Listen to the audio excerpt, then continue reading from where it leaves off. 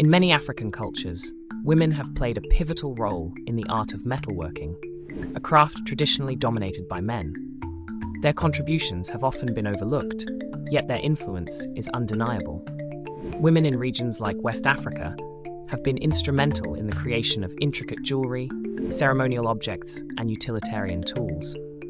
These craftswomen have mastered techniques passed down through generations, blending creativity with technical skill.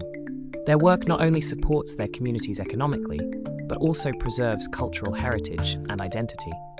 Celebrating these artisans sheds light on their vital role in shaping African artistic legacy. Please like, share, and subscribe.